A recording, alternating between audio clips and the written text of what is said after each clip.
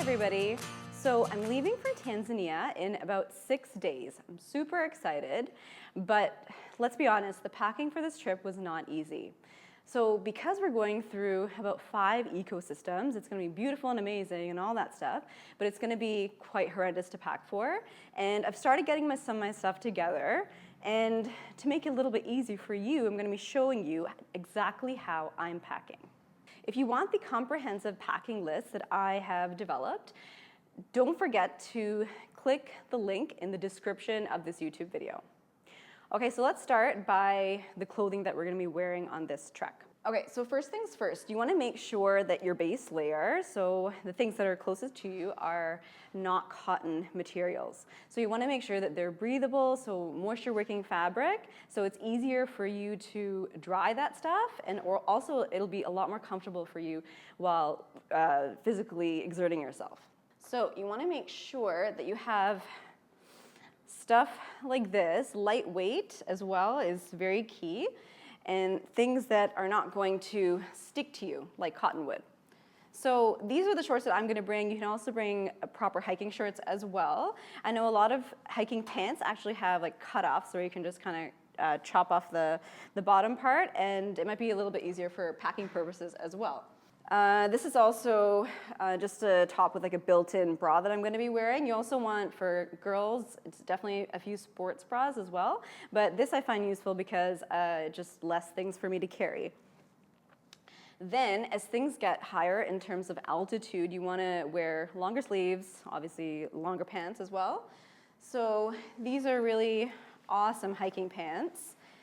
They're totally breathable, they're lightweight, and they're going to be really great for slightly higher temperatures, slightly higher altitudes and slightly lower temperatures as we get higher up on this climb. Then you obviously as well want long sleeve shirts. So you want a few of these, and layering these are going to be super key because first of all, you're going to be able to layer it underneath your parka, and the more thicker fleeces are going to be a little bit more difficult to layer. So you definitely want at least about 3 of those.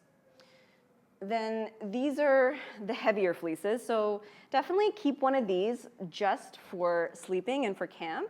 You don't want to be combining your sweaty clothes with the clothes that you're wearing at the camp and to sleep as well. So keep those. And this is just another one, so you want a couple of these as well. And this one is also like super lightweight and very, very good for layering. Then in terms of our bottoms, you want to make sure, again, that this is your base layer again, so it has to be very breathable, very moisture wicking fabric. And so this is actually from just an athletic store, and I know it's going to be a little bit larger for me, but the other ones I have are a little bit tighter, so I can layer this very nicely. And these are actually running tights, which are amazing, and I think the key is that you want to make sure you're trying on all of these before you actually go, because you don't want to get there and realize that everything you bought is an extra small or a small and nothing is fitting on top of each other. So you want to make sure that you try everything on beforehand to make sure that it's comfortable for you.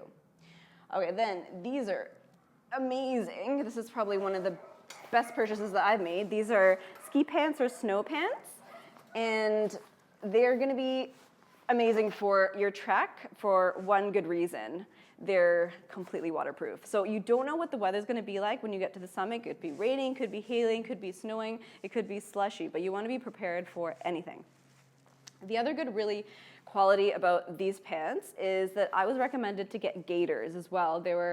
Our company was able to rent them to us, but these pants actually have little clips or gaiter type things where you can clip this onto your shoe, so it's going to prevent sand or rocks or anything from getting inside, and that's going to be key because you really don't want that to hinder your climb and also slow you down, which is not going to be cool at all. So those are the pants. Then we're going to be needing some really nice warm fleece to wear as soon as you get into camp itself. So this is something pretty lightweight and really, really warm that you can keep with you, and that's just what you're going to be wearing in the evenings, and I'm pretty much going to be wearing that every day, so it'll be pretty cool and kind of gross at the same time. Okay, these shoes are the shoes that I'm going to be changing out of from my hiking shoes when I get into camp, because your hiking shoes, first of all, they're a little bit more structured, so they're not going to be as comfortable to wear in all day. So you want to change out of those, make sure you wear something a little bit more comfortable, something a little bit easier to get in and out of when you're at camp itself. Okay, then the most important thing I think to talk about is our hiking boots. So this is Gore-Tex material. These are actually just like North Face hiking boots. I tried them on, I thought they were the most comfortable fit. I actually did leave a little bit of room in the front of the toe area because I know that I'm going to be layering with socks, so I purposely left a little bit of room there. And these have to be a little bit heavier. They should be mid-weight, because if they're super, super light, they're not going to be as sturdy for you to be trekking up terrain that's not super even. So that's very important. Also, these are slightly higher. There was ones I looked at that were lower, but I wanted a little bit more ankle stability. Now, we're not going to be carrying a huge amount of weight, so it's not going to be that relevant, but I really don't want an ankle sprain while on this climb. So I definitely had some good ankle support for my shoes, and also made sure that they're completely waterproof. And even just spraying them beforehand with the waterproof spray is actually a key. I've heard that from other climbers that they did that and found it super effective. And the other thing which is not with me is my parka. So my parka, I'm actually renting from my company because I didn't really want to bring my own, and it would just take a lot of space. So you want to make sure that it is good quality. It probably should have some sort of a hood, and it's nice and breathable and probably down-filled and with Gore-Tex. So make sure that it is a good quality parka that you're getting for your climb. So you want to make sure that you have at least one of these outfits in your carry-on luggage. And especially for your hiking boots, you want to make sure that you're either wearing them or they're in your carry-on luggage as well, because you don't want your bags to be delayed and for you to not have your stuff right away. And the other thing I should mention also about the hiking boots is that you need to break them in. So the rental option was also available for our hiking boots, but we purposely didn't do that because we needed to break them in. I knew that, and it's going to prevent blisters and just any discomfort while on this trek, which you don't want. It's super, super physical, and you just don't want an added discomfort to be hindering you. So make sure you do at least about 10 hours of wear. I've been literally wearing them to and from work, and it's been pretty good. I can feel they're getting a little bit more comfortable. Yeah, so Semonite is very cold. I don't think I realized how cold it would be till I got there. I wore pretty much every single layer that I brought with me. And initially I felt actually that I was too hot and I was sweating and I wanted to take a lot of layers off. And then at about maybe like 1 or 2 o'clock in the morning, the temperature like really, really plummeted. And so from then on out, you're like struggling to stay warm. Layers are of the utmost importance, I'd probably say. I wish I brought more layers than I had. I ended up going with 3 long sleeves, and I wish I'd brought maybe another 1 or 2 with me, so 4 or 5. And I'd probably split it up to have a couple, so about 2 maybe mid layers. If you will, like you can put a heavier fleece on top of that, or you can put a tank top underneath, and then you can regulate how you're feeling. Something that's moisture wicking, has good ventilation. And then merino wool works really well also. That also regulates your body temperature. Adds extra heat when you need it, and then bring about 2 fleeces with you, 1 for the evenings just at camp so you stay warm when you're idle, and then 1 definitely for summit night. Okay, so the other thing that's really important to note is that we are going to be going during rainy season. November, December is going to be certain high amounts of rain. So I'm hoping that this is only at night, but we can't guarantee that. We're going through rainforest for part of it, so we need to be prepared. So very important is a good raincoat, right? You want to make sure it has a hood as well, just to protect you while you're hiking, because there really is no cover except this. The other thing is a rain cover for your backpack, because the last thing you want is for your backpack to get completely soaked and you have to keep carrying it, and the weight of it is just going to be so much more. So I got mine, it was as a nylon one, and I was recommended to get nylon because it was a little bit sturdier and it would rip a little bit less easier. So I got nylon for that reason. The other super important and key thing backpack. This one is a Black Diamond backpack. Make sure you get a really good backpack for your hike. You want to make sure that the lumbar support is good here. And I'm going to be doing a backpack demo as well, just to show how to actually use this pack. So I have a really, and also the other thing that's key is that it's lightweight. You don't want a heavy backpack because you're already going to be putting lots of water and all your snacks in it for the days. Be prepared to be having about 10 to 15 pounds on your back while you're climbing. Water, super key as well. And the other thing I'm also going to take, because 3 to 4 liters of water is recommended, is a water bladder. Okay, so it literally looks like a bladder, and I'm gonna need it. I'm not used to drinking that much water in the day, so it's gonna be a little bit of a challenge, but I think I'm gonna have to really get the water in to stay hydrated and keep from muscle cramping and fatigue. Tablets for your water. So make sure you get water purification tablets, even though you're getting water mostly from the stream. There's people that do stuff nearby, which is not so sanitary. There's animals in that area, so you want to make sure that you have water purification for all the water that you drink. I also brought a steel water bottle as opposed to a plastic water bottle. Plastic I found probably was a bit too fragile maybe, and I was just worried about it breaking. So steel will obviously withstand any of the hardships you're having on your trip. And steel also keeps your water cooler, but also keeps it warm. So in the evening, it also worked as a hot water bottle for me. I had the porters fill it with hot water and just put it into the bottom of my sleeping bag.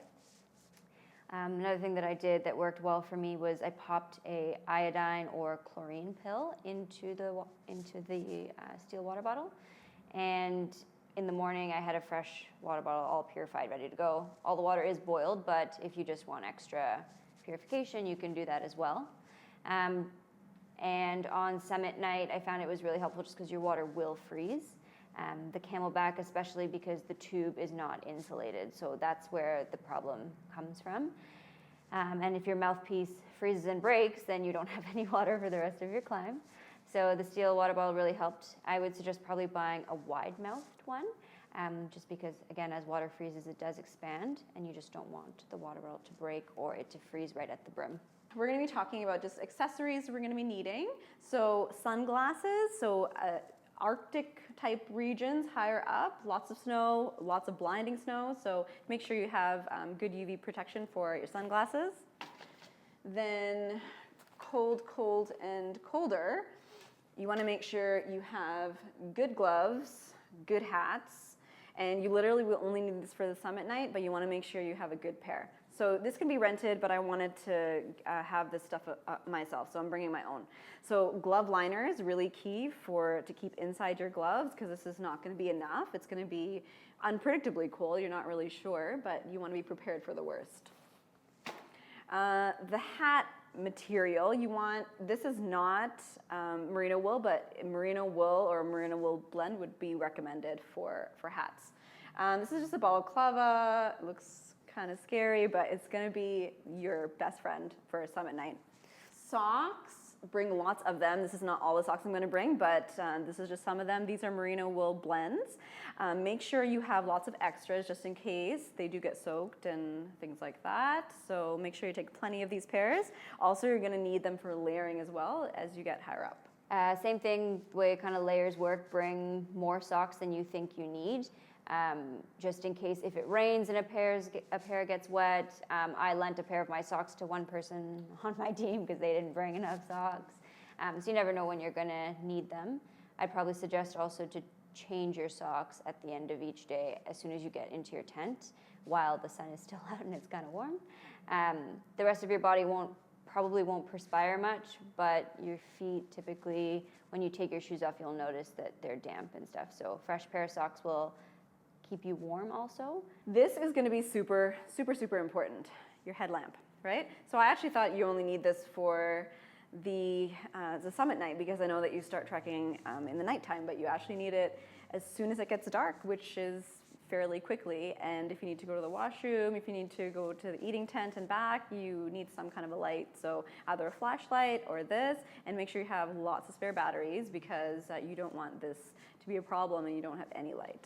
When you're at lower altitudes, sun hat. Make sure you have a really good sun hat or a bandana or something that's just going to protect you from the heat, because the sun can be really hot and there is really nothing to protect you in some areas. As soon as you get out of the rainforest, the trees aren't there to cover you. Okay, so now I'm going to be going through the snacks that I'm going to be taking in my backpack. So you want really good high protein content snacks. Even a little bit of sugar is not bad here, because you are going to be needing the energy. So things like almonds, cashews, protein bars, those are going to be really effective for your climb, and going to make sure that you don't fatigue throughout the way, because you're not going to get food anytime you want. And you may even not be as hungry, but it's really important to just keep eating regularly through the climb. So now I'm going to break up into the must need and the just in case kind of categories. So the must need category, do not forget this. People don't have extra, you're going to be kind of screwed. So make sure you take toilet paper and maybe even extra toilet paper just in case. And you can actually even take the inside roll out, so it can be a little bit better in terms of collapsibility. So hopefully you won't be needing too much, but you do need this for sure. Toilet paper key. Toiletries, keep it at a bare minimum. So I'm literally not taking any makeup. There's absolutely no need for that, but make sure you have your absolute necessities. So toothbrush, deodorant, nail clippers, toothpaste, hand lotion, because I need hand lotion. Then these are your other absolute necessities. So make sure you have a good quantity of wet wipes. You're going to be needing those throughout. There's nowhere to really wash your hands. There's not a lot of water at your hands, because you're going to be needing to drinking a lot of it. So really quick, really easy wet wipes. Bug spray, even if you take malaria tablets, you really want to protect against any type of bug bite. So make sure you have really good bug spray, maybe with DEET or anything like that. Sunscreen, I got SPF 60 because I'm really just concerned about the heat of the sun. Normally I do about 30, and even for my skin tone, I'm definitely doing like a 50 or 60. Hand sanitizer. So if wipes run out, your hand sanitizer is going to be your next best friend. It's also something that you can use fairly easily and fairly quickly in case you need to wash your hands and you clearly don't have access when you're up on a mountain. Next is your emergency. So this is just something that's going to keep you ionized like throughout your climb. So water is great, but you also need some kind of salt balance as well. So emergency is going to do that. It's going to keep your immune system strong because it has a heavy dose of vitamin C in there. I even do vitamin C regularly when I'm at home. So I think this is going to be key. 1 a day. Put it in your water. Next, just like prescriptions that you might need. Most of these I will be taking throughout, so it's just altitude meds, antidiarrheals, or anti-malarial pills that you may need. So going to Africa, you definitely want those on hand. Then these are your just in case bag, okay? So this is just like a basic first aid. So Imodium for diarrhea, there's lip balm, just in case lips get dry, your lozenges in case throat gets dry. That could be really annoying, especially when you get up to higher altitude. Extra laces in case yours break. The worst thing that could happen is your laces break and you have nothing as a spare, so you definitely want spare laces with you. Antiseptic cream, you may get hurt along the way. Hopefully that doesn't happen, but you want to make sure you have a good antiseptic. Band-aids, take lots just in case. People on your climb may also need them too. Anti-fever, anti-pain medication. Of course, you don't want it to happen, but it could happen, so you want to make sure that you have it at hand. Obviously, lots of different sizes of plastic bags. So I have my main size, which is this one. I'm going to take a couple extra ones of these, but also I'm going to have smaller ones, bigger ones, because you will need them, or so I've been told. And the last but not least thing is probably the most important, it's going to keep you warm like throughout the whole time that you're there, is a really good sleeping bag. So definitely if you have access to a liner, get a liner for it too. Make sure you know how to take it out, put it back in, because that's going to be really key, and it might really slow you down in terms of unpacking and packing and things like that. So this sleeping bag is actually good for -30 or -40, which hopefully it never gets to, but you never know. So you just have to prepare for the worst. I think that so much of it, obviously, you go into it knowing it's going to be so physical. You're climbing a mountain. But I think so much of it is also mental. You want to have the most positive outlook you possibly can have in order to succeed. And I think that you just need to live in the moment. Like, don't think about, oh my God, summit day is 3 days away. What am I gonna do? Just take each day as it comes and enjoy where you are. It's a beautiful place, and not many people get to experience that. It's a once in a lifetime sort of thing. And I think that if you respect your journey and respect where you are, I think you'll have a lot of success in it. Hopefully that helped you guys a lot. I definitely feel a lot better just talking about all this stuff. And it's gonna really prepare you for this Kilimanjaro climb. And again, just don't forget to get my comprehensive list just in the description section in the video. And hopefully you guys like the video. Don't forget to subscribe to the channel because we do have other videos coming out. And wish me luck.